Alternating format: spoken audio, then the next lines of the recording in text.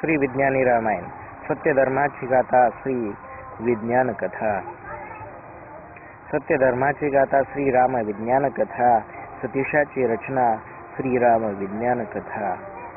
असा एक राजा सूर्यवंशी, असा दशरथ सूर्यवंशी.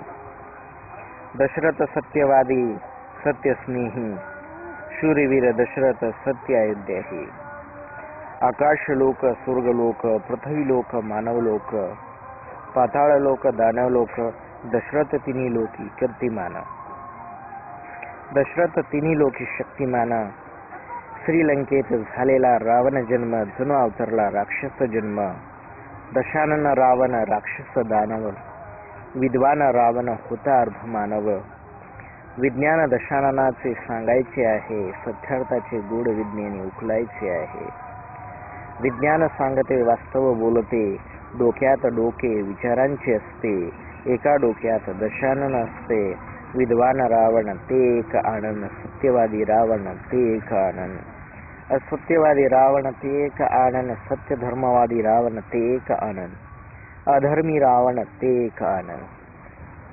कामांध रावण ते एक आनंद. क्रोधी रावण ते एक आनंद.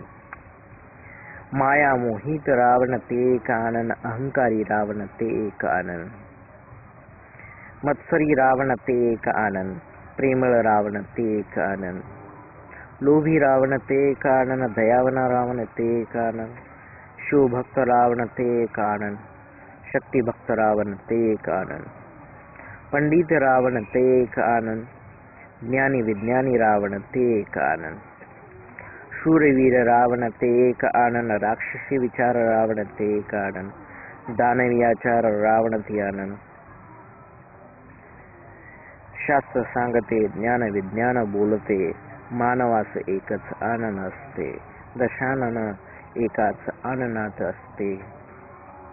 दशविकारी डोके रावणासम बनते.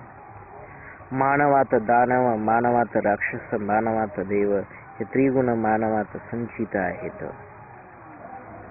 मानवाला मानव बनवायचे आहे, राक्षसाला मानव बनवायचे आहे, मानवाला देवत्व द्यायचे आहे.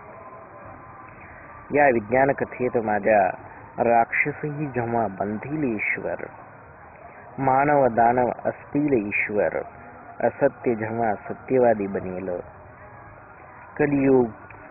कलियुग सतयुगात बदलेल.